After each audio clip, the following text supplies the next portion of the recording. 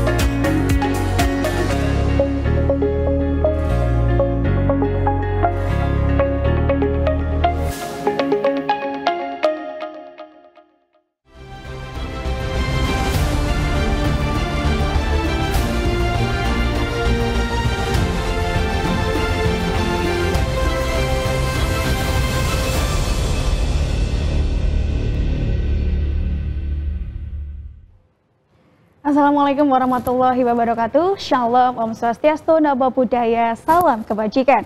Salam jumpa pemirsa UJ TV dimanapun Anda berada. Senang sekali saya Sri Wahyuni dapat kembali hadir menemani pemirsa UJ TV dimanapun Anda berada. Kali ini dalam program UJ Talks eksklusif seri IKN atau Ibu Kota Negara.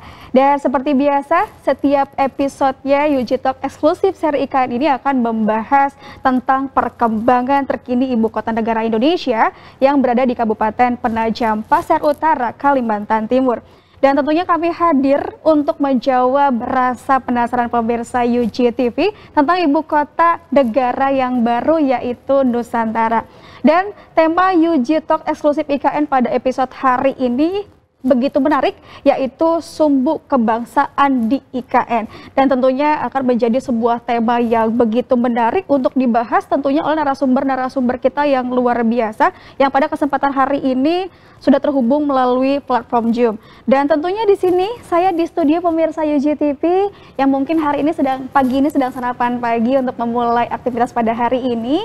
Saya sudah ditemani oleh Ibu yang cantik jelita di samping saya, yaitu Ibu Insinyur Irina Mildawani MT PhD yang juga merupakan dosen Prodi Arsitektur Universitas Gunadarma, juga host utama pada UJ Talk eksklusif seri IKN hari ini. Assalamualaikum Bu Irina. Waalaikumsalam Mbak Yuni. Semangat pagi ini. Semangat. Aduh, Terima luar biasa. kasih. Sudah sarapan Bu? Sudah. Saya juga sudah sarapan dong tentunya, dan pemirsa di rumah juga tentunya sedang sarapan pagi mungkin, atau mungkin sedang di jalan begitu ya menuju kantor sambil nonton UJ TV gitu ya, sambil nonton UJ Talk eksklusif seri IKN begitu ya Bu Irina. Iya ya. Mbak Yuni. Mungkin Bu Irina monggo, ini kenapa kita bahas tema ini, rasanya tema begitu menarik ya Bu ya. Silakan, monggo Ibu. Terima kasih Mbak Yuni. Assalamualaikum warahmatullahi wabarakatuh. Selamat pagi para pemirsa UJ TV yang sudah lama tak jumpa nih. Kita jumpa lagi kali ini dengan tema yang sangat menarik dan belum pernah dibahas sebelumnya, yaitu mengenai sumbu kebangsaan IKN. Jadi mengapa sih sumbu kebangsaan IKN itu menjadi penting ya dibahas? Kita akan menjawabnya dengan para narasumber. Pada hari ini telah hadir melalui Zoom kedua narasumber kita yang sangat luar biasa, yaitu Bapak Rahman Andrawijaya STMT. Beliau adalah Sekretaris Jenderal Ikatan Arsitek Lanskap Indonesia. Selamat pagi. Pak Rahman. Selamat pagi. Ya, dan yang kedua adalah ya, selamat pagi Pak Razik. Yang kedua adalah Pak Razik, Dr. Insinyur Razik Hasan M.Ars. Beliau adalah Dekan FTSP Universitas Gunadarma. Nah, sebelum kita mulai untuk pembahasan kita pada hari ini, perkenankan saya membacakan latar belakang kedua beliau ini secara singkat saja. Yaitu Bapak Rahman Andrawijaya STMT, beliau menamatkan S1-nya di program Fakultas Arsitektur Lanskap dan Teknologi Lingkungan Universitas Trisakti, S2-nya di Institut Teknologi Bandung, dan selanjutnya beliau menjadi praktisi yang tergabung dalam tim yang memenangkan sayembara perancangan kawasan IKN, yaitu Nagara Rimba Nusa. Jadi beliau ini sumber yang sangat kompeten sekali untuk membahas topik kita pada hari ini. Dan kita juga ditemani oleh Pak Razik yang sangat kompeten dalam bidangnya. Beliau utamanya membahas mengenai topik-topik arsitektur kaitannya dengan kebudayaan. Baik, sebelum kita memulai tanya jawab atau diskusi Yuji Talk pada pagi ini, kita akan melihat sejenak tayangan mengenai Plaza Seremoni yang merupakan gambaran bagaimana nantinya akan menjadi sumbu kebangsaan IKN. Silakan.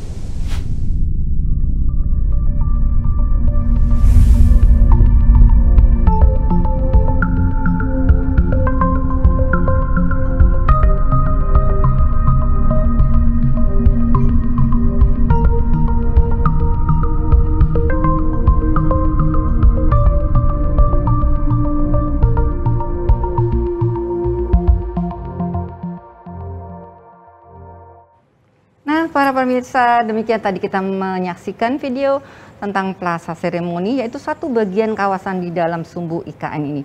Tapi mungkin para pemirsa masih bertanya-tanya, apa sih sebenarnya konsep dan definisi sumbu kebangsaan ini? Coba kita tanyakan ke Pak Rahman. Pak Rahman, Halo Pak Rahman. Ya, Pak Rahman. Ya, Bu. Pemirsa ingin tahu apa sih sebenarnya konsep atau definisi dari sumbu kebangsaan IKN itu dan mengapa pentingnya membahas mengenai sumbu kebangsaan IKN ini? Monggo Pak Rahman. Wah, ya. Jadi sumbu kebangsaan ini sebetulnya adalah salah satu cara kita untuk menstrukturkan kota Nusantara ini ya. Jadi IKN ini banyak wilayah pengembangannya. Salah satunya adalah kawasan inti pusat pemerintahan. Kawasan inti pusat pemerintahan ini berada di lahan yang bergelombang gitu ya, lahan yang bergelombang, dan kita memerlukan alat untuk bisa menstrukturkan kota kita supaya kota kita ini tidak terkesan berantakan gitu ya. Salah satunya tentunya dengan memanfaatkan garis-garis imajiner yang kita sebut di sini sebagai sumbu kebangsaan, dan ada satu lagi sumbu Tripraja. Nah, dua sumbu inilah yang kemudian membentuk struktur kota kita. Kurang lebih seperti itu, Bu. Baik, terima kasih Pak Rahman. Jadi kita mulai jelas ya apa yang dimaksud dengan konsep atau definisi sumbu kebangsaan IKN ini dan mengapa pentingnya membahas sumbu kebangsaan ini.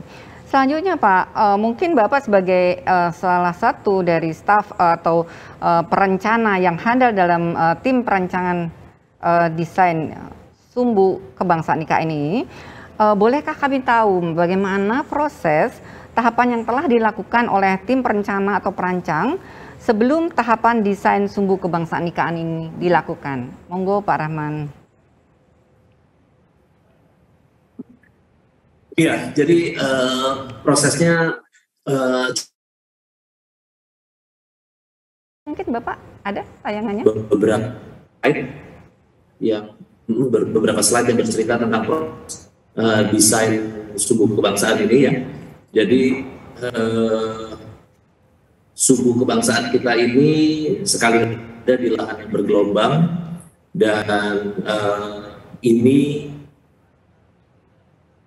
dan kita masuk memulai perencanaan itu pada saat semuanya sedang bergerak bersama-sama. Jadi ada tim yang develop urban design development namanya, dan ada juga tim yang sedang mendevelop KPI, Key Performance Indicator untuk Nusantara ini. Nah, kami masuk di situ pada saat semuanya sedang berjalan paralel, sehingga kami memerlukan satu standpoint juga gitu ya untuk bisa mengikuti ritmenya dan juga bisa berjalan independen dalam merencanakan sumbu kebangsaan. Jadi banyak hal yang terjadi pada saat yang bersamaan pada saat itu. Kami juga memulai dengan tentunya desktop dan melihat case study ya dari sumbu-sumbu imajiner yang ada di kota-kota lain yang ada di dunia sebelum kita mendesain sumbu kebangsaan di IKN ini. Kita juga melakukan serial FGD sebetulnya untuk mendapatkan masukan-masukan dari berbagai pihak. Sumbu kebangsaan ini sebetulnya punya nilai filosofis yang sangat tinggi ya, merupakan representasi kosmologi Nusantara. Jadi di daerah yang dataran tinggi, kita punya daerah dataran tinggi di Nusantara ini, sampai ke dataran rendah yang yaitu Teluk Balikpapan ya. Itu ada serial ceritanya gitu ya, bagaimana kota ini dibangun gitu ya, dan masing-masing ruang terbuka yang membentuk sumbu kebangsaan ini punya tema masing-masing. Jadi di paling utara yang paling dekat dengan Istana Presiden itu ada tema nasionalisme yang kita usung. Kemudian ada yang kita sebut Plaza Sipil ya, itu mengusung tema masa lalu Indonesia. Kemudian ada Plaza Bhinneka yang merupakan masa sekarang, bercerita tentang masa kini Indonesia gitu ya. Dan juga nanti ada masa Science and Technology Park gitu ya, itu bercerita tentang masa depan Indonesia, serta tema terakhirnya nanti bercerita tentang komunitas. Nah, ini semua sebetulnya sedang, jadi yang sudah didesain itu baru sampai yang masa sekarang ya, masa kini. Yang masa depan dan komunitas itu belum dimulai proses desainnya. Jadi kita baru setengahnya ini sebetulnya. Nah, ini adalah setengah dari sumbu kebangsaan tadi ya. Yang paling kanan itu area istana, dan yang paling kiri itu berturut-turut Plaza Seremoni, Plaza Sipil, dan Plaza Bhinneka. Kita melakukan site survey tentunya ya, kondisi lapangan kita lumayan menantang di sana. Selain berbukit juga, kita juga melakukan studi di kawasan wisata alam Bukit Bangkirai dan Kebun Raya Balikpapan untuk melihat bagaimana sih landscape alami yang ada di sana itu bisa kita kembangkan. Kita juga melakukan serial FGD ya, dari developer, dari pengelola Kebun Raya Balikpapan kita undang, dari asosiasi profesi kita undang, juga dari negara tetangga kita undang untuk mendapatkan insight-insight. Dari situ kita mulai mendapatkan apa saja sih sebetulnya vegetasi endemik misalnya di Pulau Kalimantan, dan apa saja yang bisa kita pakai untuk melakukan desain di sumbu kebangsaan ini. Kurang lebih seperti itu proses awalnya, Bu. Baik, terima kasih Pak Rahman atas penjelasannya mengenai tahapan yang dilakukan sebelum perencana atau perancang itu memasuki tahapan desain ya Pak ya. Jadi ini kita melihat bahwa ternyata banyak sekali pihak yang terlibat ya Pak, bahkan sebelum proses perancangan itu sendiri. Banyak stakeholder yang berkepentingan dan tentunya memberikan insight untuk keseluruhan secara komprehensif nantinya proses desain dari sumbu kebangsaan IKN ini. Nah, terima kasih Pak Rahman, tadi kita sudah mendapat gambaran sedikit mengenai proses sebelum perancangan itu sendiri. Mungkin kita akan ke narasumber kedua, Pak Razik. Halo Pak Razik. Ya, Pak Razik. Ini tadi kita sudah melihat pemaparan Pak Rahman mengenai proses-proses yang dilakukan sebelum tahap perancangan itu sendiri. Nah, bagaimana Pak Razik, kalau menurut Pak Razik ini, bagaimana pendapat Bapak mengenai peran sumbu kebangsaan IKN ini dalam konteks filosofi atau konsep kebangsaan Nusantara? Mungkin utamanya karena Bapak banyak bergelut dalam bidang arsitektur tradisional atau sisi dari sosial budaya Nusantara ini. Sebelum masa kini kan ada sejarah nih, konteks keterkaitan dari sejarah masa lampaunya. Bagaimana Pak? Monggo Pak Razik. Ya, terima kasih Bu. Jadi memang dalam merancang itu khususnya di sini yang diawali dari ini lebih kepada bagaimana menata kawasan ya, atau membentuk kawasan. Nah, ini kan pada awalnya dihadapkan pada satu ruang yang existingnya ya. Jadi yang perlu diketahui banyak hal ya dari segala aspek. Ya, kondisi alamnya seperti apa itu harus dibaca ya. Kemudian juga kondisi masyarakatnya. Kemudian aspek-aspek lain yang nanti akan menjadi modal awal untuk bagaimana membayangkan masa depannya. Nah, yang sudah dilakukan oleh Pak Rahman dan tim ini satu usaha yang sebetulnya sangat besar ya. Jadi memulai dengan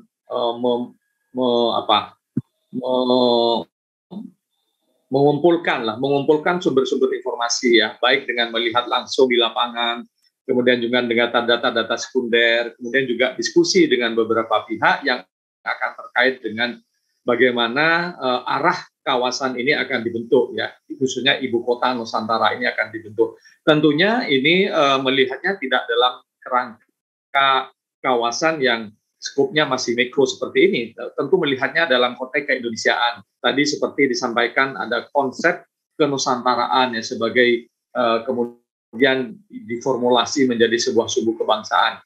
Ini usaha yang sangat besar sebetulnya. Jadi seorang arsitek atau seorang perancang atau seorang ahli landscape atau ahli tata kota khususnya di sini itu pasti akan mengumpulkan semua informasi itu untuk menjadi modal awal. Gitu. Karena bagaimanapun ketika kita akan menempatkan sesuatu di dalam bentang alam, sebetulnya kita butuh panduan, kita butuh keyakinan bagaimana memulai ini.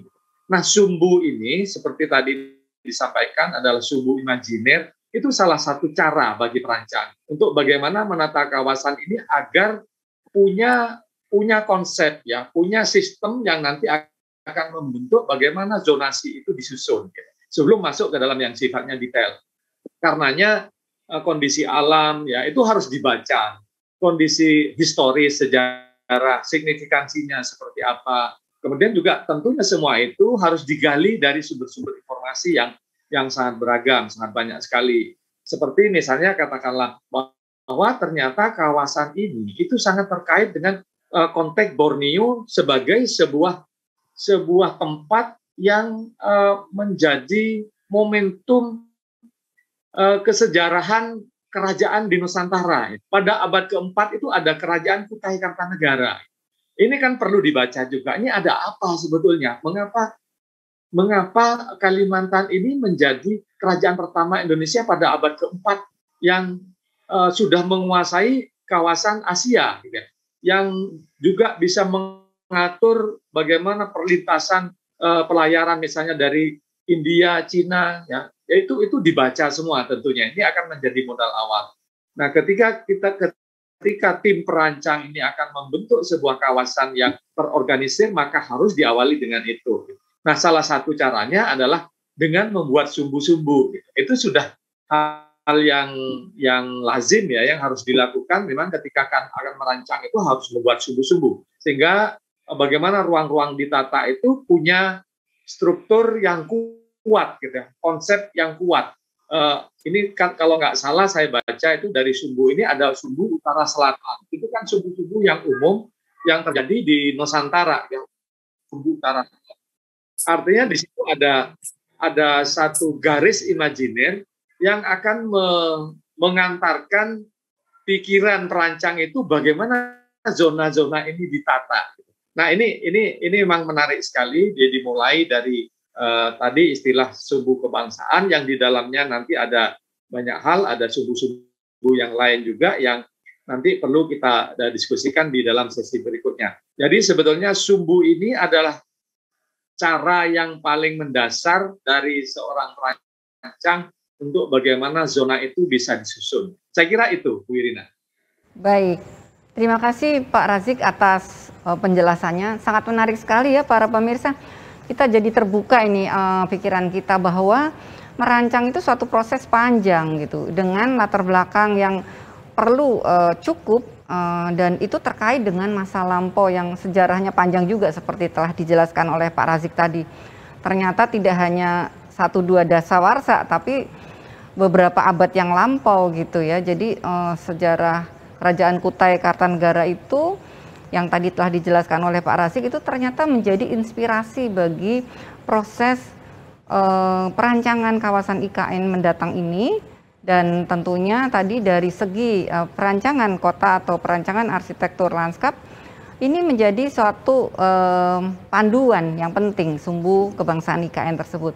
Nah, saya kira ini kita sangat menarik nih kalau diteruskan nanti kita bahas lagi di segmen kedua dan ketiga. Dan untuk sementara ini mungkin kita perlu kembalikan ke host Mbak Yuni. Iya Bu Irina, luar biasa sekali. Jadi tadi saya lihat videonya keren banget ya Ibu ya. Jadi kita bisa melihat tadi luar biasa sekali rancangan dari Plaza Seremoni tadi tayangan yang pertama ya Bu ya. Itu luar biasa. Nah mungkin pemirsa juga dari rumah jadi semakin tahu, oh ini gambarannya nanti akan seperti ini ya ibu kota di sana kita gitu ya yang akan mendatang, luar biasa sekali. Baik pemirsa, mungkin saya tidak berlama-lama, nanti kita akan bincang-bincang lagi di segmen berikutnya. Untuk itu tetap dalam UG Talk serial IKN. Tadi di segmen pertama sudah membahas konsep dan fungsi sumbu kebangsaan IKN. Nanti di segmen berikutnya kita akan membahas terkait potensi sumbu kebangsaan sebagai pusat kebudayaan di IKN. Untuk itu tetap dalam UGTV. Silakan kita akan saksikan dulu tayangan dari Village Band Ampar Ampar Pisang.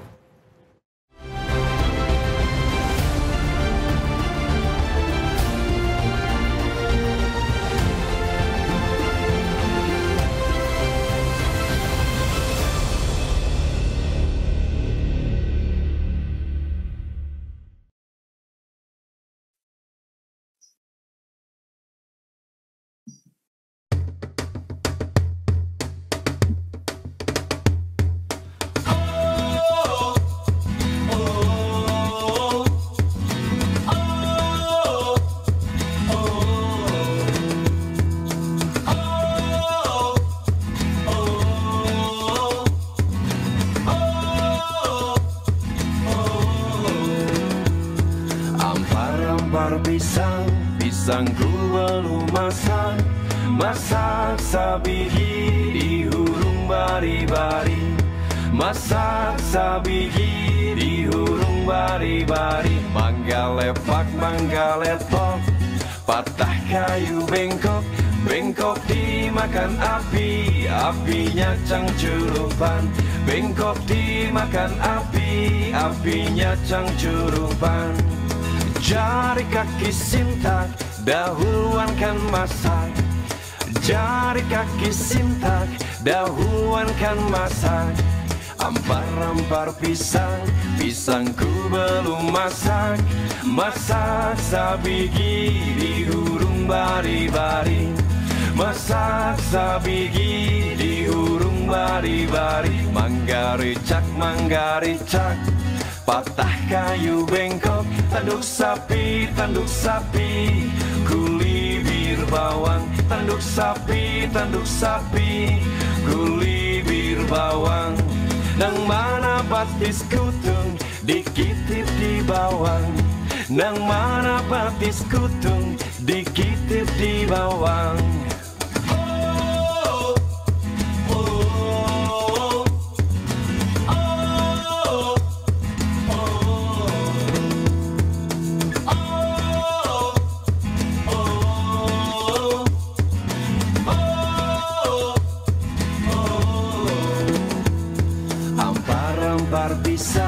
Pisangku belum masak.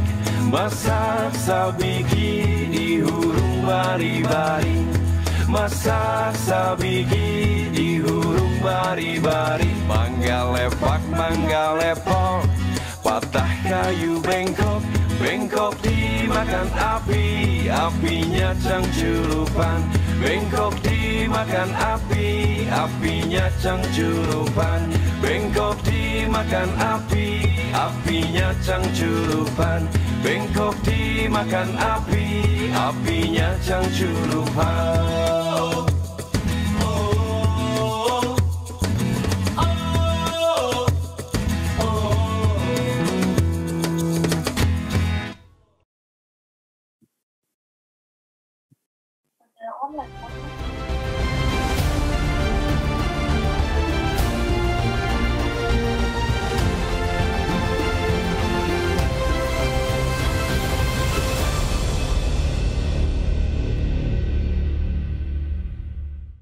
Ya, baik pemirsa YJ TV dimanapun Anda berada, terima kasih Anda masih setia bersama kami tentunya dalam program YJ Talk eksklusif seri IKN. Ya pemirsa, tentunya tadi kita sudah dihibur oleh Philips Band, salah satu band di bawah naungan Universitas Gunadarma yang mempersembahkan lagu Ampar-Ampar Pisang, lagu dari daerah Kalimantan Selatan begitu ya. Tadi mungkin pemirsa di rumah juga sambil nyanyi-nyanyi begitu ya, sambil nyanyi bareng menikmati pagi hari ini, tentunya sambil nonton YJ TV begitu. Tadi di segmen pertama pemirsa, kita sudah membahas dengan narasumber-narasumber kita yang luar biasa terkait dengan konsep dan fungsi sumbu kebangsaan IKN. Nah di segmen kedua ini kita akan membahas terkait potensi sumbu kebangsaan sebagai pusat kebudayaan di IKN. Mungkin langsung saja saya akan serahkan ke Bu Irina yang akan memandu begitu ya, akan jadi host utama pada seri hari ini. Silakan Bu Irina, monggo. Terima kasih Mbak Yuni, semangat banget tuh kalau dengar Ampar-Ampar Pisang, kayaknya semangat ya lagunya ya. Iya, Ampar Pisang gitu ya.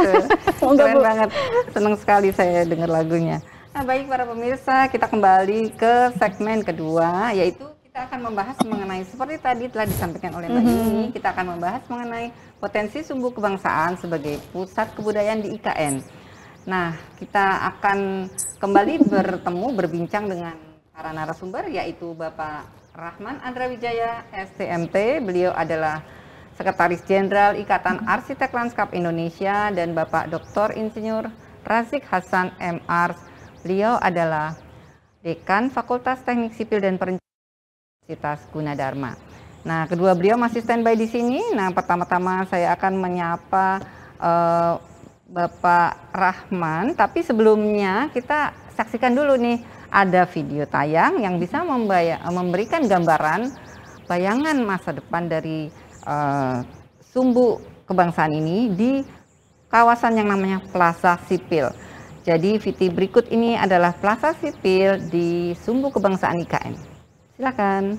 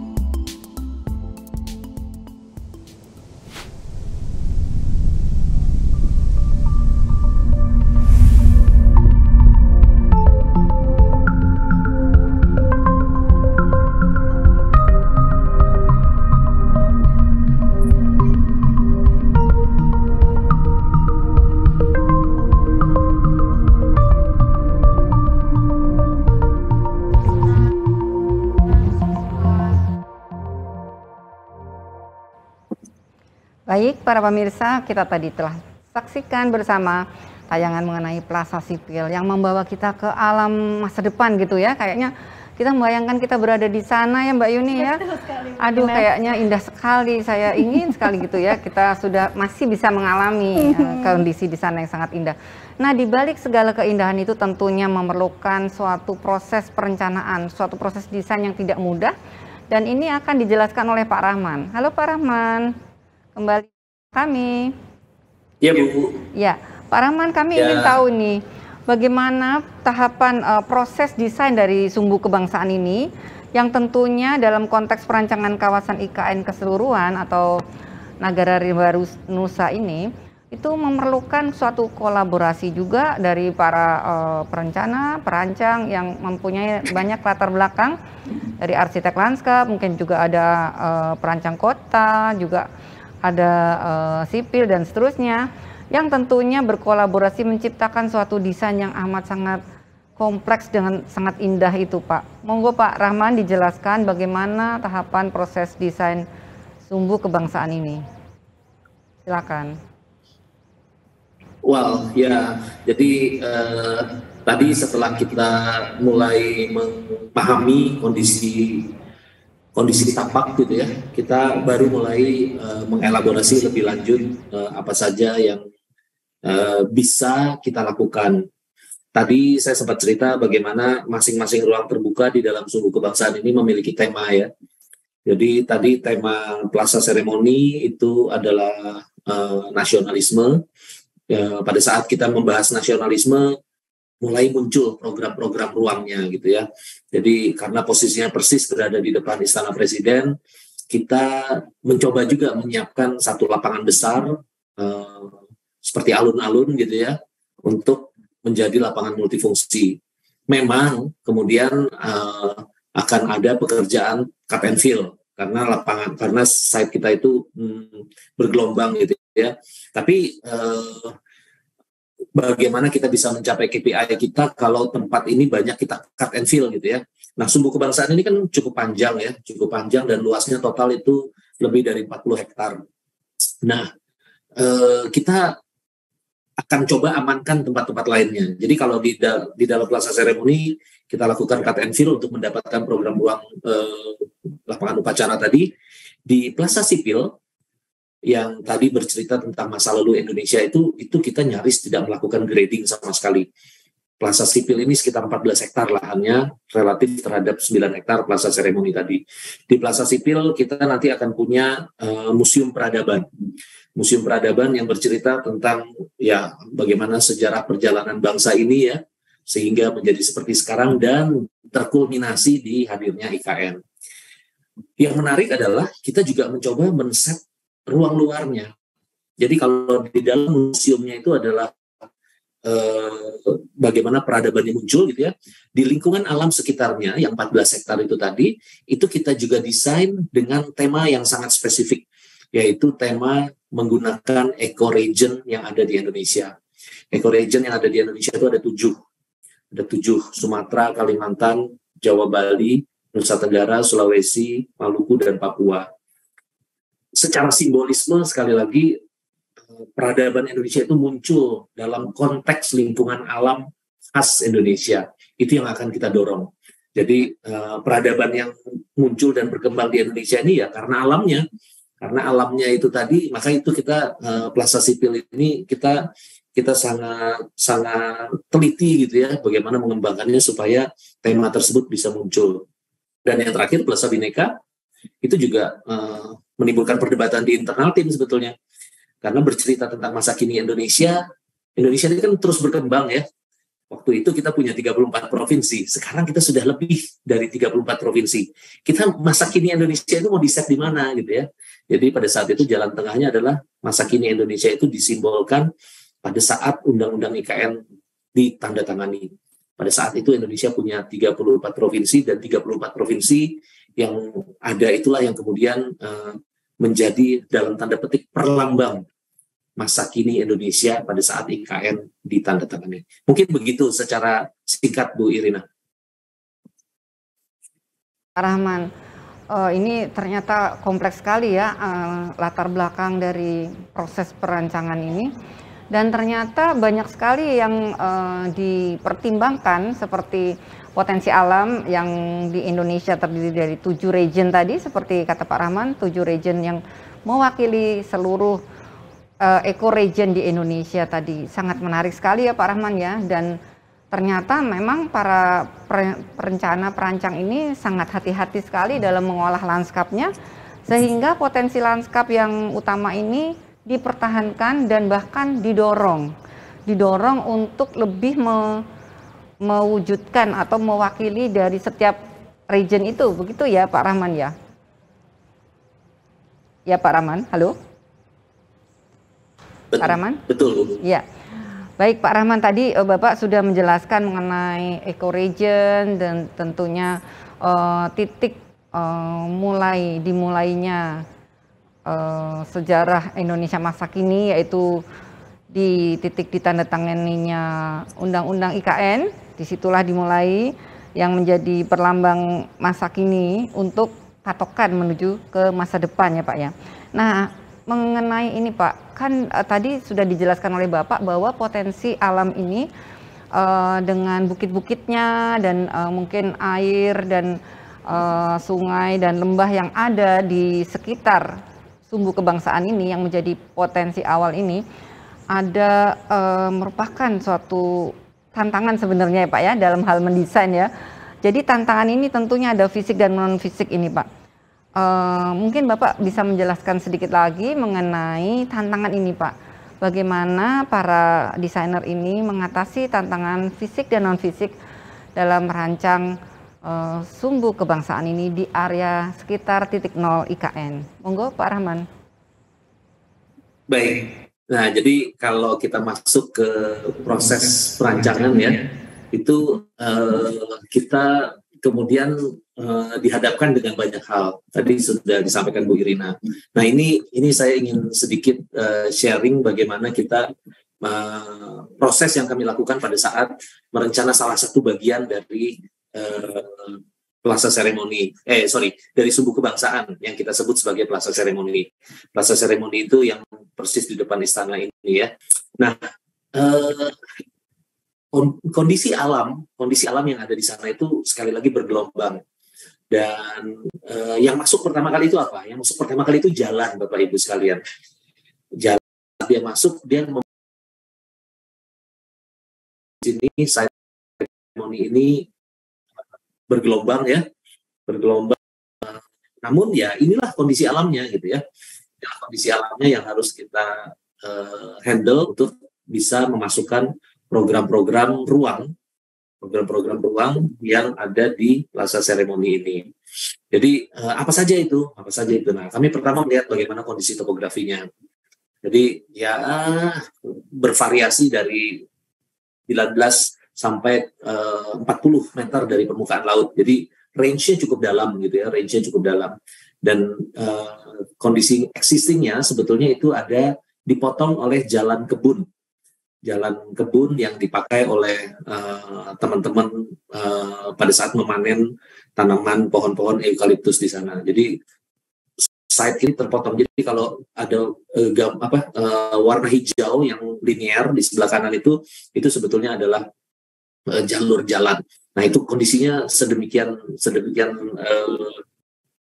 challenging gitu ya. Nah kita juga lihat topografi geologinya, Bapak Ibu. Geologinya di Plaza Seremoni ini menarik. Kenapa? Karena di dalamnya itu banyak sekali lapisan-lapisan tanah yang harus kita perhitungkan dalam mendesain ya. Untungnya, saya mesti bilang untungnya karena di Plaza Seremoni ini mostly adalah landscape. Ada bangunan tapi bangunannya relatif minor gitu ya, tidak terlalu banyak.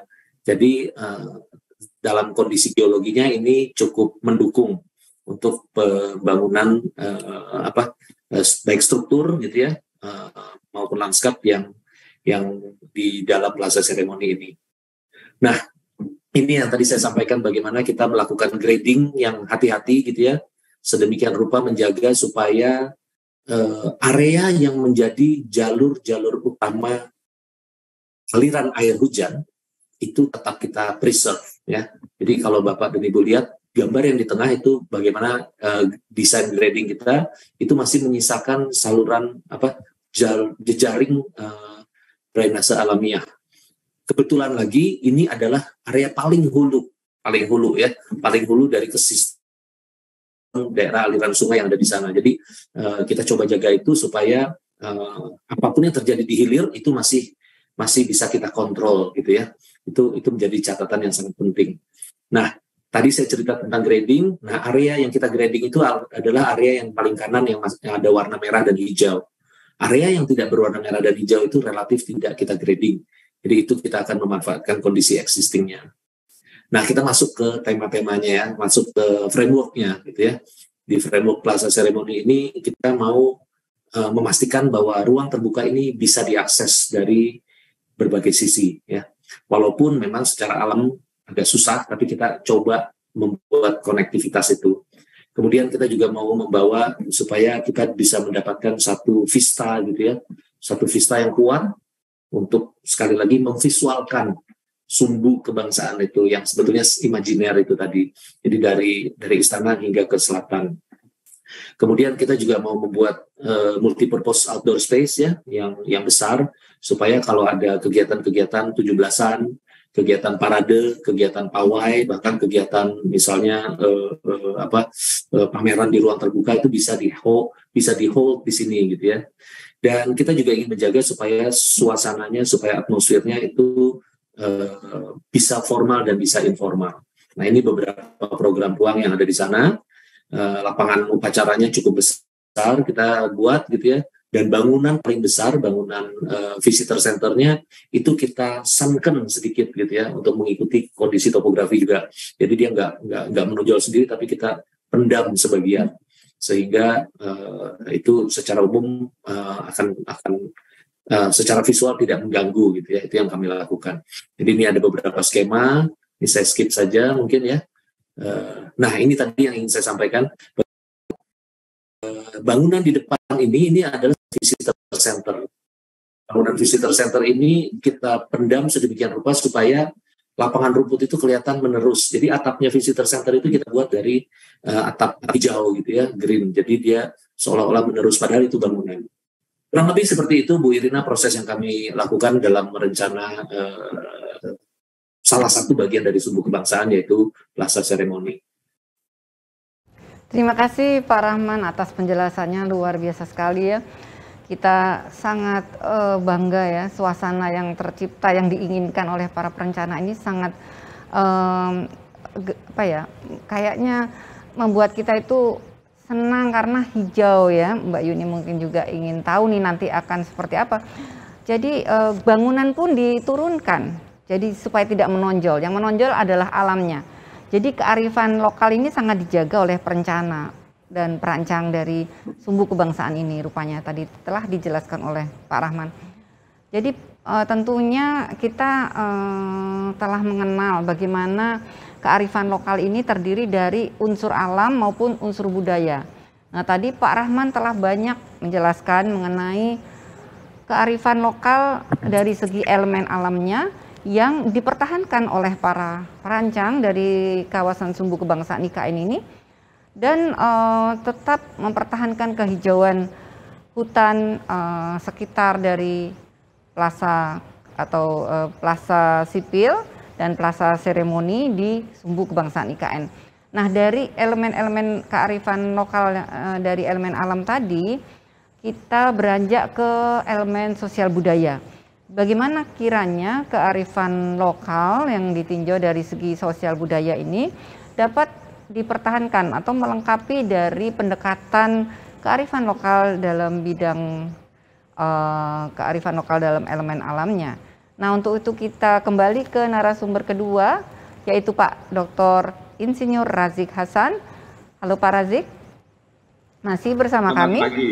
Ya, Bapak tadi Pak Rahman Andrawijaya telah menjelaskan mengenai kearifan lokal yang dipertahankan dalam proses desain dari plaza seremoni dan plaza sipil dalam keseluruhan Sumbu Kebangsaan IKN ini. Nah, bagaimana Pak menurut Bapak mengenai kearifan lokal dari sisi budaya, sosial budaya yang menjadi konteks dari kebudayaan Nusantara dan dalam menjaga NKRI ini?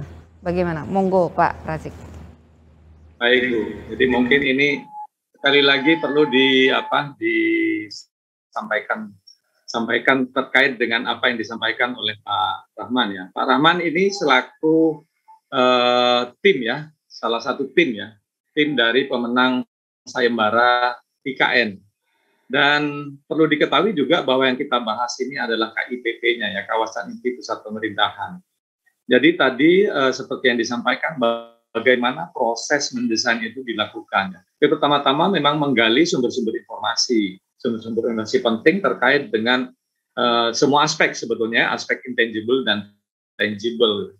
Tadi ada aspek yang teragam, misalnya bagaimana kondisi geologi, bagaimana kondisi hidrologi, bagaimana vegetasi dan sebagainya terkait dengan existing yang akan dijadikan kawasan ibu kota Nusantara. Tapi di sisi lain ada aspek intangible yang nggak teragam. Tadi ada misalnya muncul istilah kebangsaan, istilah demokrasi, istilah apalagi tadi ya, istilah Bhinneka Tunggal Ika.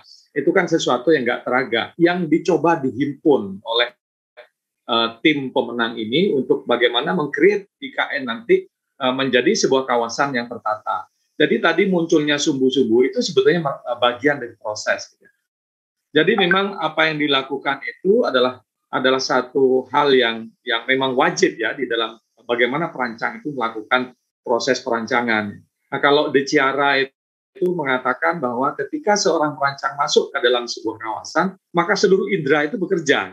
Mata, telinga, hidung gitu ya, kemudian indera perasa, dia membaca itu semua gitu. Kemudian dari itu, artinya di sini yang dilihat adalah bagaimana mencoba menggali problem seeking ya, dan potential seeking gitu. Jadi itu dicari semua sehingga nanti dicoba diformulasi atau dielaborasi menjadi sebuah konsep-konsep.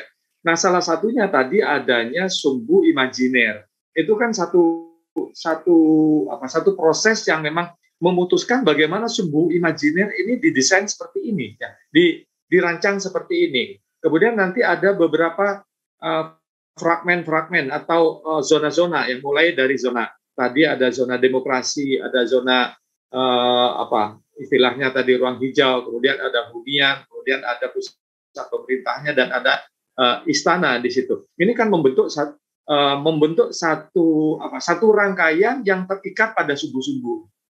Di utara nanti harus ada apa, kemudian di selatan ada apa, di barat, di timur ada apa. Nah, inilah yang dilakukan oleh perancang yang nantinya akan dengan kondisi existing yang seperti itu dibayangkan ke depan kira-kira penataan kawasan seperti apa. Jadi ini sebetulnya satu diskusi yang sangat menarik ya. Artinya ini perancang menyampaikan isi dapurnya ini. Bagaimana Pak Rahman ini selaku dari salah satu tim ya, tim perancang IKN yang memenangkan sayembara, dia menyampaikan. Jadi bagi para pemirsa ini tentu sangat menarik sekali untuk mengetahui sebetulnya proses merancang IKN itu khususnya di kawasan inti pusat pemerintahan itu seperti apa. Kan kadang-kadang banyak orang bertanya, bagaimana sih IKN nantinya itu seperti apa, kemudian bagaimana prosesnya. Ada bahkan yang menyatakan bahwa proses IKN itu tidak didahului proses yang benar. Itu kan semua. Ini sekarang kita buka gitu ya, bahwa inilah proses yang dilakukan. Dilakukan dengan proses yang panjang yang mengumpulkan sumber-sumber tadi, sumber informasi, baik sumber informasi primer, sekunder, dan juga diskusi ya dengan berbagai pihak yang terkait dengan bagaimana IKN nanti itu didesain. Jadi saya kira ini satu hal yang menarik dan mungkin nanti bisa lebih dijelaskan lagi di sesi ketiga ya. Bagaimana nanti IKN ke depan setelah nanti ada mungkin intervensi infrastruktur yang lain terkait dengan konsep awal yang sudah disajikan dalam perancangan KIPP. Saya kira itu, Bu Irina. Terima kasih Pak Razik atas penjelasannya. Jadi para pemirsa UGTV, Pak Razik tadi telah menjelaskan kembali proses desain yang dilakukan oleh tim perencana yaitu Pak Rahman yang menjadi pemenang dari perencanaan kawasan IKN dengan judul Nagara Rimba Nusa. Jadi kedua beliau ini saling melengkapi dan kita semakin terbuka ya, semakin menarik sekali ternyata di balik suatu keindahan yang diciptakan dalam bentuk imajinasi desain, masih berupa gambar, masih berupa video, itu kita bisa membayangkan nanti diri kita itu di sana di mana gitu ya. Mungkin Mbak Yuni juga pingin ini bersama-sama kita ke itu ya, ke sumbu kebangsaan ini ya. Pengen banget Bu Rina, apalagi tadi saya lihat di video Plaza Sipil itu ada Bukit Bendera. Yang mana mungkin nanti bisa terlihat dari penjuru IKN, begitu ya Bu ya? Iya, keren besar banget. Sekali ya. Negara Indonesia sekali akan punya Bukit Bendera, kan keren ya Bu ya? Keren banget pokoknya. Baik, di segmen ini masih ada perbincangan Kak Bu? Mungkin saya ingin menambahkan tadi dari Pak Razik dan Pak Rahman tadi kok kelihatannya sesuatu yang sangat menarik kalau ini nanti dijadikan seminar gitu ya Mbak ya. Kalau di sini membahasnya terlalu singkat mungkin ya. Jadi mungkin ini kita usulkan ini bisa untuk menjadi seminar yang mungkin lebih panjang pembahasannya karena kan tidak hanya untuk publik tapi juga untuk para mahasiswa arsitektur dan tidak hanya untuk Gunadarma tapi mungkin untuk Indonesia, seluruh Indonesia. Ini kan kita sekarang ngomong-ngomong katanya kita nomor 1 loh Mbak. Menurut EduRank ya. Ya, jadi saya kira ini suatu pembelajaran yang baik untuk masyarakat maupun para mahasiswa arsitektur dan perencanaan kota di mana materi-materi yang dalam dapur tadi ya, dalam istilah Pak Razik tadi, dapurnya perencana seperti yang telah ditayangkan atau dipaparkan oleh Pak Rahman itu dibuka kepada umum gitu. Jadi umum bisa melihat prosesnya bagaimana sesungguhnya yang terjadi. Monggo Mbak Yuni kalau mau diteruskan ke segmen berikutnya. Baik Bu Irina. Dan pemirsa, terasa perbincangan kita sepertinya semakin menarik begitu ya pemirsa ya. Tadi di segmen kedua sudah dibahas oleh narasumber kita yang luar biasa pada hari ini terkait dengan potensi Sumbu Kebangsaan sebagai pusat kebudayaan di IKN. Pemirsa juga tadi tentunya di awal sudah melihat tayangan Plaza Sipil, itu salah satu nanti yang akan ada di IKN, keren banget. Tadi saya juga lihat ada Bukit Bendera yang mana mungkin aduh rasanya udah pengen banget ke sana gitu ya. Dan kita doakan semoga perkembangannya, pembangunannya cepat selesai begitu ya Bu ya, betul. Keren banget. Dan pemirsa jangan kemana-mana, di segmen ketiga kita akan membahas terkait dengan peran Plaza Bhinneka di Sumbu Kebangsaan dalam mendukung pembangunan kehidupan sosial budaya di IKN. Tapi sebelum itu kita akan saksikan dulu tayangan persembahan dari Village Band berikut ini, silakan.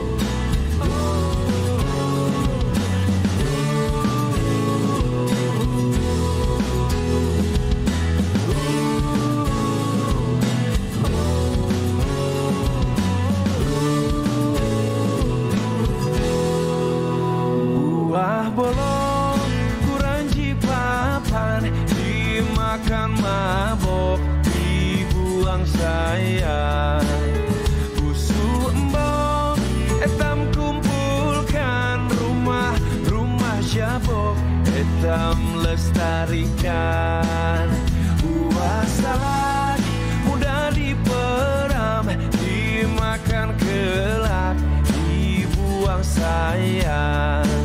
Subuh dan sanak etam kumpulkan untuk menyambut wisatawan. Buah terong di gangan nyaman, cukup belanak, tolong panggangkan. Museum Tenggarong Mula Warman, Yob den sanak etam kenangahkan.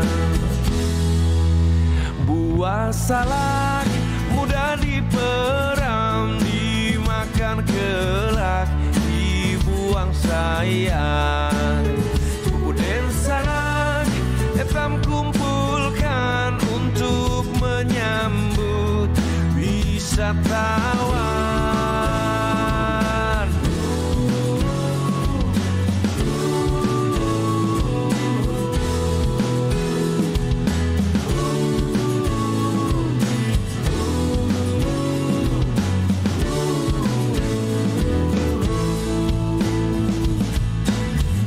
Buah terong di gangan nyaman, cukup belanak, tolong panggangkan. Museum Tenggarong Mula Warman, Yob den sanak etam kenangahkan. Buah salak mudah diperam, dimakan kelak, dibuang sayang. Subuh den sanak etam kumpulkan untuk menyambut wisatawan.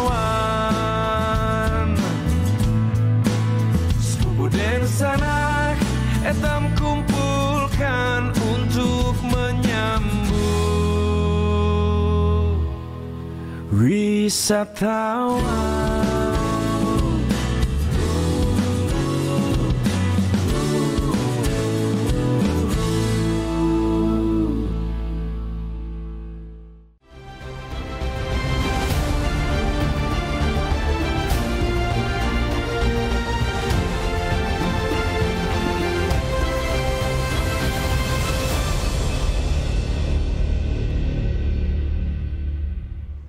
Ya, baik pemirsa Yuju TV dimanapun Anda berada, terima kasih Anda masih setia bersama kami tentunya dalam program Yuji Talk eksklusif IKN dengan tema Sumbu Kebangsaan IKN.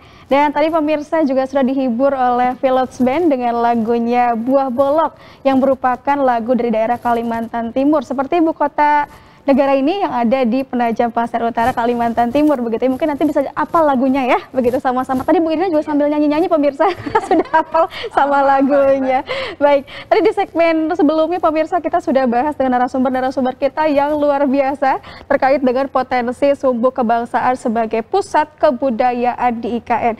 Dan di segmen ini kita akan membahas tentunya masih bersama Bu Irina dan juga para narasumber yang luar biasa terkait dengan peran Plaza Bhinneka di Sumbu Kebangsaan dalam mendukung pembangunan kehidupan sosial budaya di IKN. Mungkin langsung saja saya ke Bu Irina. Bu Irina, monggo lanjut. Terima kasih Mbak Ini sudah ditemani saya di studio sampai saat ini.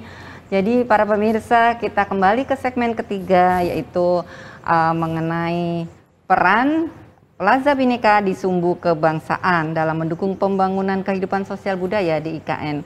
Nah, para pemirsa, kita masih bersama dengan dua narasumber kita yang luar biasa, Bapak Rahman Andra Wijaya STMT dan Bapak Dr. Insinyur Razik Hasan MArs. Dan beliau berdua kali ini akan membahas mengenai bagaimana sih proses pengembangan desain sumbu kebangsaan ini ya sebelum menjadi proses konstruksi yang sedang dimulai, diawali di IKN. Nah, para pemirsa, sebelum kita kembali menghubungi kedua narasumber, marilah kita saksikan video tayang berikut ini mengenai Plaza Bhinneka. Silakan.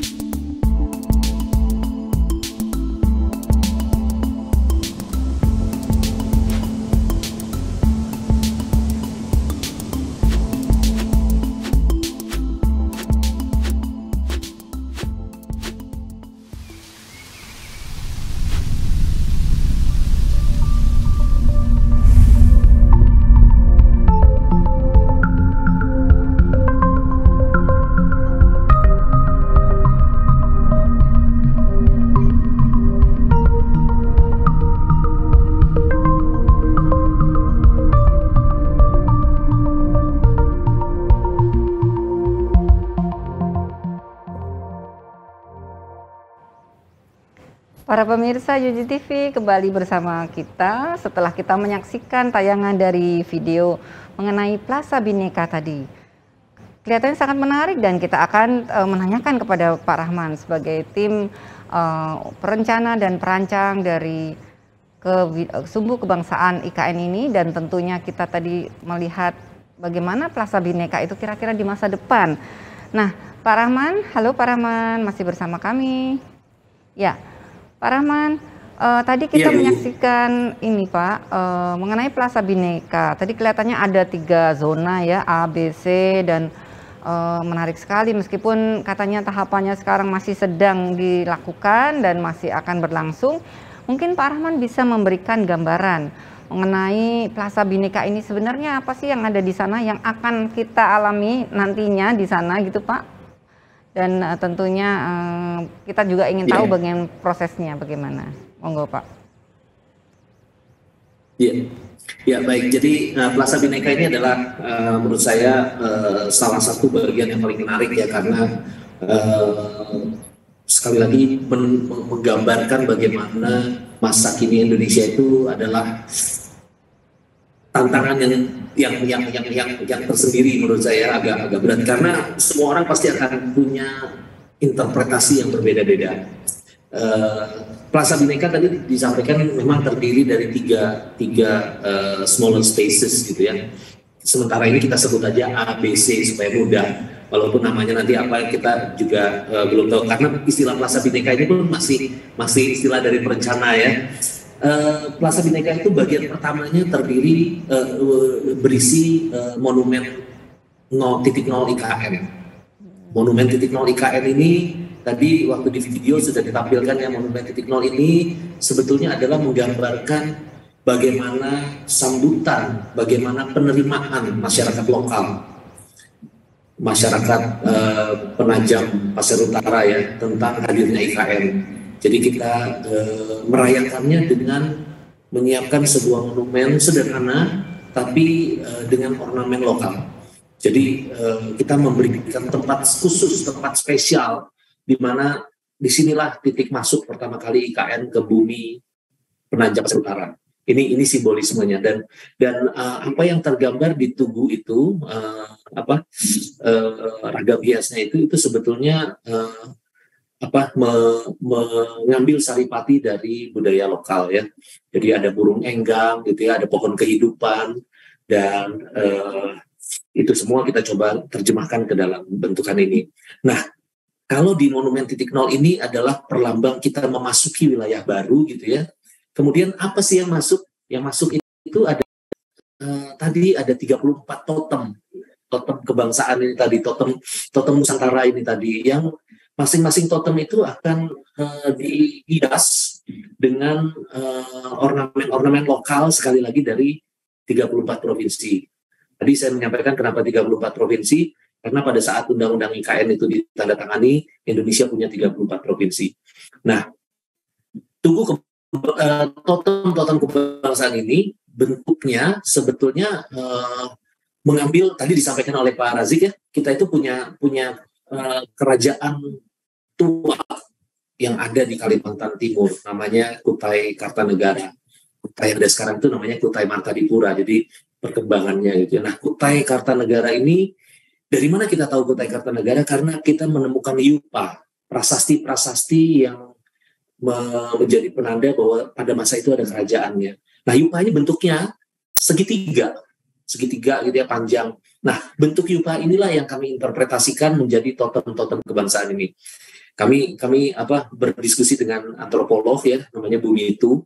Bumi itu bahkan nggak setuju dengan istilah totem sebetulnya. Kita jangan pakai istilah totem deh. Tapi istilah totem ini sudah kadung, sudah kadung keluar pada saat sayembara ya. Jadi nama totem ini kemudian terus terbawa. Kalau beliau mengusulkannya ini yupa menurut beliau ya. Baiknya kita bahasakan dengan istilah yupa, karena ya sekali lagi ini kita mengambil nilai-nilai historis dari Kalimantan Timur.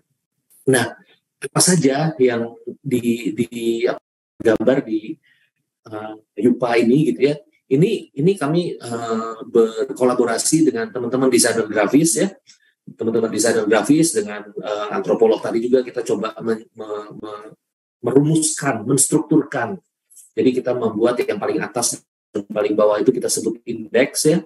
Kemudian kita menyebutnya ada ornamen pucuk budaya. Nah, jadi budaya-budaya Indonesia, budaya-budaya Nusantara itu diambil gitu ya, dan kita terjemahkan ke dalam ragam hias ini. Dan kemudian ada satu lagi yang kita sebut ikon ya, simbol. Nah, ini semua sebetulnya idealnya gitu ya, kita masing-masing itu dibahas secara mendalam. Tapi memang waktunya belum ada gitu ya, sehingga kami sebetulnya sangat terbuka. Ini sebetulnya yang kami hadirkan dalam proses perencanaan ini adalah ide awal gitu ya, untuk menjadi bahan diskusi supaya ada gitu ya. Jadi kalau kita diskusi ada bahan awalnya kan lebih mudah dan lebih jelas nanti progresnya gitu, daripada kita datang dengan kosong. Nah, namun yang kami usulkan di sini hanyalah strukturnya, bahwa ada indeks di atas, ada indeks di bawah, dan ornamen pucuk budaya serta simbol yang harus masuk ke dalam yupa-yupa ini. Itu kurang lebih apa yang kita bayangkan ya akan hadir nanti di Plaza Bhinneka. Oh, satu hal, tadi saya menyampaikan bahwa selain di Plaza Seremoni yang ada urusan grading tadi, di Plaza Bhinneka ini relatif kita tidak melakukan grading banyak ya. Kalau Bapak dan Ibu saksikan, ini jalannya aja ikuti tepian lereng gitu ya, sehingga kita tidak buat dia flat gitu ya. Nah, ini adalah upaya kami untuk tetap harmonis dengan alam, dengan lingkungan sekitarnya. Mungkin demikian Bu Irina. Rahman, luar biasa sekali ya. Kita jadi punya informasi yang sumber A1 ini, Bapak Ibu pemirsa, teman-teman semua ya. Sangat menarik sekali bahwa ternyata proses perencanaan dan perancangan dari Plaza Bhinneka ini didasari oleh sejarah yang panjang, kemudian juga bertolak dari sejarah masa kini, dan akan menjadi penerus atau konteksnya ke depan dalam kebinekaan dari NKRI ini. Nah, para pemirsa, tadi kita melihat Pak Rahman telah menjelaskan mengenai 34 yupa ya, ingat-ingat ya, namanya sekarang bukan totem ya, yupa yang ternyata merupakan hasil diskusi para perencana, arsitek, dan juga dengan para antropolog atau ahli sejarah juga. Jadi ini sangat menarik gitu, di mana ada narasi-narasi, ada indeks, ada ragam hias yang menjadi ikon dari 34 yupa ini yang melambangkan 34 provinsi di Indonesia. Nah, sangat menarik. Mungkin sebelum ke Pak Razik, kami ingin menanyakan juga ke Pak Rahman, bagaimana proses desain ini, kan gambar-gambar kerja ini tentunya akan membutuhkan proses tahapan lagi untuk bisa menjadi bahan bagi pelaksana atau konstruksi. Nah, padahal kita belum pernah ada nih, belum ada preseden atau tipologi sebelumnya perencanaan semacam ini di kota-kota di Indonesia. Bagaimana nih Pak Rahman? Mungkin bisa dijelaskan lagi mengenai proses pengembangan desain ini untuk bisa dilanjutkan ke proses konstruksinya. Monggo Pak Rahman. Well, ya, jadi karena kita ini sebetulnya agak crash program gitu ya. Kita melakukan beberapa percepatan. Jadi desain yang kami bawakan itu hanya di level basic design bahasanya. Nah, level basic design inilah yang kemudian menjadi panduan teman-teman kontraktor design and build untuk melanjutkan prosesnya. Jadi percepatannya di situ. Jadi kita nanti akan tetap ikut mendampingi gitu ya. Namun nanti ini semua akan diestafetkan kepada teman-teman design and build, dan teman-teman design and build yang sudah terkontrak gitu ya, itu juga akan membawa tim yang nanti berkolaborasi, berkomunikasi untuk menjaga jiwa dan marwah desain awal ini. Mungkin seperti itu Bu Irina. Baik, terima kasih Pak Rahman. Jadi makin jelas bagi kita bahwa ini banyak pihak yang bekerja sama dan dari berbagai bidang profesi ya, yang tentunya akan mengestafetkan proses-proses ini dari perencanaan, perancangan ke konstruksi. Nah, kita kembali ke Pak Razik. Mungkin bisa kami minta pendapatnya Pak Razik. Halo Pak Razik. Ya Bu Irina. Itu tadi kita melihat Pak Razik gambaran masa depan di Plaza Bhinneka ini. Nah, menurut Pak Razik bagaimana nih Pak konsep kebangsaan NKRI di masa depan yang ingin diwujudkan dengan adanya Plaza Bhinneka ini di sumbu kebangsaan IKN ini? Monggo Pak Razik. Baik, terima kasih. Ya, ini kembali lagi saya sampaikan bahwa yang dilakukan oleh tim pemenang sayembara ini, khususnya dalam hal ini adalah diwakili oleh Pak Rahman, ini semacam meletakkan dasar, meletakkan semacam penempatan ruang yang nanti akan disesuaikan terhadap bagaimana bayangan IKN ke depan. Ini merupakan proses yang panjang sebetulnya.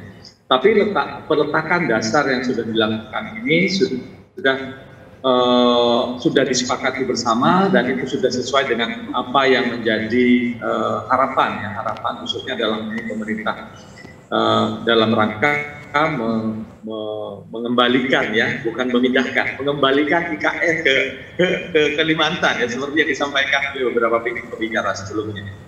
Jadi pertama memang dalam proses desain cycle di dalam perputaran desain itu yang pertama-tama harus dilakukan adalah inquiring dan analyzing. Jadi pertama itu pencarian dan menganalisis gitu. Nah, dalam proses pencarian ini yang sudah dilakukan oleh tim ini adalah pertama-tama adalah menjelaskan dan menetapkan apa kebutuhannya. Gitu. Ini kan berangkat dari TOR yang sudah diberikan bahwa IKN itu inginnya seperti ini, kemudian nanti dicoba diterjemahkan. Karenanya ke depan IKN seperti apa itu harus dijelaskan di awal. Jadi harus di-explain and justify the need. Apa sih sebetulnya kebutuhannya? Baru setelah itu yang dilakukan Pak Rahman ini mencari informasi tadi. Jadi mencoba mengidentifikasi dan mencoba mencari prioritas-prioritas gitu. Apa nih IKN ini apa hal yang dilakukan setelah tahu tujuannya seperti ini. Seperti tadi misalnya mencoba mengembalikan bagaimana marwah Indonesia kebangsaan ini diambil dari masa lalu misalnya mengidentifikasi seperti tadi kemudian diambil yupanya sebagai suatu tonggak untuk menjadi identifikasi. Kemudian setelah itu dianalisis dan kemudian dikembangkan. Nah, dari sini ini sebetulnya yang dilakukan itu adalah developing ideas jadi mengembangkan ide-ide gitu. Jadi pertama adalah dilakukan pengembangan desain 1, desain 2. Ini pertama memang harus uji coba terus yang dilakukan. Yang akhirnya kemudian memenangkan dengan membuat sebuah proses kreatif dan solusi-solusi yang dilakukan gitu. Jadi mencoba dibangun istilah sumbu kebangsaan. Itu kan sebetulnya adalah sebuah cara untuk mengkonstruk gagasan itu menjadi sebuah gagasan yang sifatnya abstrak menjadi sesuatu yang nyata. Gitu. Jadi dikonstruksi dengan elaborasi dari pengertian sumbu tadi. Dari sumbu-sumbu itu kemudian juga dicoba didemonstrasikan, gitu ya. Jadi ada daerah sipil, ada daerah atau zona sipil, ada zona demonstrasi, ada zona pemukiman. Jadi itu semua dalam kerangka mengisi dari sumbu-sumbu yang sudah ditetapkan. Karenanya tadi ada sumbu seremoni, ada sumbu sipil, dan ada sumbu kebenekaan, sumbu Bhinneka. Ini kan sebuah tawaran-tawaran yang dicoba didemonstrasikan. Kemudian baru setelah itu dibuatlah rancangan-rancangan berikutnya sehingga ini melahirkan sebuah rancangan yang sudah kita saksikan bersama ini. Dan rancangan ini harus dikawal terus-menerus walaupun tetap ada evaluasi gitu. Karenanya dibuatlah panduan-panduan seperti diceritakan Pak Rahman, ada RTBL atau UDGL gitu, Urban Design Guideline gitu ya. Jadi bagaimana IKN ini nanti ke depannya itu tidak keluar dari rambu yang sudah disusun di awal dan dilakukan oleh timnya Pak Rahman sebagai pemenang gitu. Jadi ini sebuah kesepakatan. Nah tentunya dalam hal ini karena harapan IKN ke depan sebagaimana dicanangkan oleh pemerintah bahwa IKN ini pertama-tama adalah menjadi kota yang paling berkelanjutan. Kemudian yang kedua kota dengan kebinekaan, ya, kawasan dengan kebinekaan. Yang ketiga, ekonomi berkelanjutan. Ini semacam etalase negara yang akan ditunjukkan kepada seluruh dunia bahwa inilah kawasan yang kami rancang dari awal sedemikian rupa dengan proses yang panjang gitu. Karenanya perlu dipandu dengan UDGL atau RTBL gitu. Jadi saya kira itu Bu Irina yang sudah dilakukan oleh tim perancang ini, saya kira satu peletak dasar sebenarnya. Ini sangat penting perannya ini ya. Pak Rahman ini harus mengawal terus ya, harus mengawal terus gitu. Bagaimana jangan sampai, walaupun sebetulnya gini, seperti yang kemarin kita diskusikan, dalam proses menata kawasan itu bisa dari makro ke mikro atau dari mikro mengembang ke makro. Tapi sesungguhnya cikal bakalnya adalah tentunya sudah berpikir makro ya. Walaupun desainnya dimulai dari mikro. Jadi masih kawasan yang KIPP tadi, padahal luasnya itu 260.000 hektar kalau nggak salah ya. Jadi cukup luas sebetulnya karena dia akan berdampak ke kawasan yang lebih luas dari kawasan tinggi ini. Dan ini menjadi panduan awal ya. Jadi bagaimana kawasan-kawasan yang lain itu dikembangkan.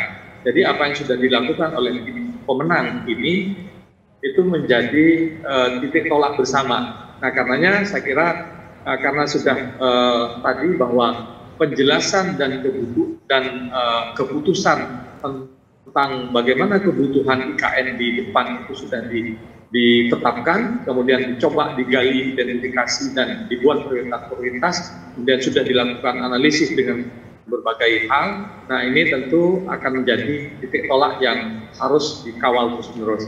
Jadi mudah-mudahan apa yang sudah dilakukan tim pemenang ini akan menjadi panduan yang sangat penting, yang tentu harus diikuti oleh semua pihak gitu. Dan tentunya dalam hal ini UGTV melalui UGTV Universitas Gunadarma dengan berbagai tema-tema yang selalu berlainan setiap minggu ini, salah satunya adalah bagian dari untuk mengawal bagaimana cara kita masuk untuk ikut berkontribusi dalam menyumbangkan pikiran gitu ya, dan berdiskusi dengan berbagai pihak sehingga IKN yang kita tetapkan itu tujuannya itu bisa sesuai dengan yang kita harapkan. Saya kira itu, Bu Iri. Terima kasih Pak Razik, komprehensif sekali penjelasannya Pak Razik. Ini memang sangat menarik ya, tadi dari penjelasan dari Pak Rahman tadi yang mungkin lebih ke teknis ya. Tentunya ini dilatar belakangi oleh dari perencana dan perancang desain sumbu kebangsaan IKN ini yang berkolaborasi antara berbagai disiplin ilmu. Dan Pak Razik tadi telah menjelaskan, memaparkan seperti kuliah nih ya kita ya Mbak Yuni ya, benar-benar jelas banget nih, terutama bagi para mahasiswa, adik-adik mahasiswa di seluruh Indonesia, tidak hanya di Universitas Gunadarma saja. Ini Pak Razik telah memaparkan dengan sangat gamblang ya bagaimana konteks perencanaan dan perancangan sumbu kebangsaan ini dengan perencanaan kota, ibu kota negara yang dinamai Nusantara ini. Dan tentunya menjadi harapan kita bersama untuk bisa menjadi etalase Indonesia di dunia gitu Mbak Yuni ya. Jadi kita melihat Indonesia di masa depan itu ada di IKN. Harapannya kita semua akan bisa mengalami nih Mbak, amin, upacara di sana, jalan-jalan di sana ya. Ini sangat menarik sekali para pemirsa. Jadi kita berbangga ya memiliki para desainer, para perencana, arsitek lanskap yang sangat handal, dan ini 100% anak bangsa, ini karya anak bangsa yang ditunjukkan kepada dunia bagaimana Indonesia bisa menciptakan suatu ibu kota negara dari nol yang menjadi tipologi ibu kota yang hijau, yang smart, yang berkelanjutan sesuai dengan Sustainable Development Goal ini ya. Jadi ini mudah-mudahan akan terlaksana dengan baik dan menjadi contoh dari pembangunan ibu kota yang mungkin di dunia yang akan datang, barangkali ada negara lain yang ingin mengikuti ya Mbak Yuni ya. Jadi ini para pemirsa, kita telah melihat betapa menariknya topik-topik ini kalau kita nanti kekurangan waktu di sini mungkin sudah mau berakhir. Kita akan lanjutkan dengan suatu seminar yang tentunya kita sampaikan nih ke Pak Dekan nih ya. Nanti ada seminarnya ini yang menarik sekali karena topik ini belum pernah dibahas sebelumnya di event-event yang sebelumnya. Saya yakin sekali nih karena sumbernya A1 Mbak Yuni ya. Keren nah, ya, Bu, ya? Baik Mbak Yuni, karena waktunya sudah makin mendesak ini, kita mintakan closing statement dari para narasumber. Monggo Pak Rahman dulu, kemudian Pak Razik untuk memberikan closing statement. Silakan. Pak Rahman. Baik, terima kasih Irina. Ya, jadi sekali lagi seperti tadi disampaikan Pak Razik, proses ini adalah proses awal yang masih terus perlu dikawal, perlu dievaluasi, perlu di upgrade bahkan gitu ya, sehingga harapannya adalah kita semua masyarakat yang bahkan masyarakat awam gitu ya, tidak hanya pemerhati dan tidak hanya orang-orang yang peduli lingkungan misalnya gitu ya, tapi masyarakat awam ini harus terus mengawal, harus terus memberikan saran-saran, harus terus berteriak. Kalau ada, wah kenapa saya bilang berteriak? Karena kadang-kadang kalau kita bilang biasa gitu ya, nggak kedengeran kadang-kadang. Jadi volumenya agak digedein gitu bisa gitu ya, supaya kita semua bisa bersama-sama merasa memiliki. Nah itu saya pikir pada saat kita sudah merasa memiliki, maka semuanya pasti akan, apapun yang kita lakukan itu effortnya adalah untuk kebaikan gitu ya. Jadi mudah-mudahan itu semua bisa terjadi dan kita bisa terus konsisten dalam mengawal pembangunan ibu kota Nusantara. Mungkin itu Bu Irina, terima kasih. Baik, terima kasih Pak Rahman, dan kita ke Pak Razik. Monggo Pak Razik, closing statement. Baik. Jadi ini saya kira dari sesi 1, sesi 2, sesi 3 ini satu rangkaian. Jadi sesi 1 tadi terkait dengan bagaimana tim perancang itu menggali informasi. Jadi bagaimana memulai merancang, apa saja yang harus diketahui. Kemudian yang kedua, baru bagaimana proses yang dilakukan setelah tahu apa yang sudah informasi yang sudah didapat. Nah, proses ini tentunya adalah satu proses berpikir yang sangat keras ya. Jadi karena di dalamnya ada banyak pilihan-pilihan. Orang perancang itu kan sebetulnya kalau kita merujuk pada bahasanya kan desain itu sebetulnya adalah membuat tanda, menandai. Dan menandai itu adalah proses memilih antara ini dan itu, iya dan tidak gitu. Dan itu dibutuhkan alasan-alasan. Tadi sudah disampaikan panjang lebar oleh Pak Rahman bagaimana proses ini dilakukan. Kemudian yang sesi terakhir adalah bagaimana harapan ke depan KN setelah melalui proses yang panjang, menggali informasi, kemudian melakukan sebuah analisis, kemudian juga tawaran-tawaran solutif yang sudah diberikan itu nanti di KN ke depan itu seperti apa. Nah inilah kita sudah sebetulnya sampai pada tahap tawaran-tawaran solusi. Tawaran-tawaran solusi ini tentu juga yang menantang kita ya untuk memberi tadi disampaikan Pak Rahman, saran-saran, usul-usul, kalau perlu berteriak. Makanya perlu ditindaklanjuti dengan seminar. Menarik sekali. Jadi bagaimana proses yang dilakukan itu supaya nanti harapan yang sudah dituangkan dalam sebuah format desain yang seperti yang dilakukan saat ini dan sekarang sudah melalui proses konstruksi agar semua hal yang dilakukan itu berjalan sesuai dengan harapan, maka itulah yang perlu kita kawal terus-menerus. Saya kira itu Bu Irina. Baik, matur nuwun, terima kasih Pak Razik.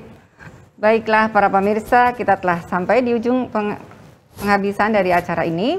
Kami mengucapkan terima kasih kepada Bapak Rahman Andra Wijaya STMT dan Bapak Dr. Insinyur Razik Hasan MR atas kehadiran dan penjelasan yang luar biasa mengenai sumbu kebangsaan IKN. Dan saya Irina Mildawani, mohon maaf apabila dalam memandu acara ini ada kekeliruan. Dan saya kembalikan kepada Mbak Yuni. Baik, Bu Rina, terima kasih banyak. Tak terasa 1 jam 30 menit kita sudah menemani pemirsa dalam program Yujitop eksklusif IKN tentunya. Dan saya ucapkan kembali terima kasih banyak kepada para narasumber, yaitu Bapak Rahman Andra Wijaya STMT dan juga Bapak Dr. Insinyur Razik Hasan Arms. Dan pemirsa Yuji TV, artinya kita harus pamit undur diri di hadapan Anda. Terus saksikan Yuji Talk eksklusif IKN setiap hari Senin pukul 8.30 sampai pukul 10 waktu Indonesia bagian Barat. Dan tentunya saksikan hanya di Yuji TV, TV digital, komunitas pendidikan pertama di Indonesia. Saya Sri Wahyuni mewakili kerabat kerja yang bertugas pamit undur diri. Terima kasih atas kebersamaan Anda. Salam sehat, sampai jumpa. Wassalamualaikum warahmatullahi wabarakatuh. Om Santi Santi Om.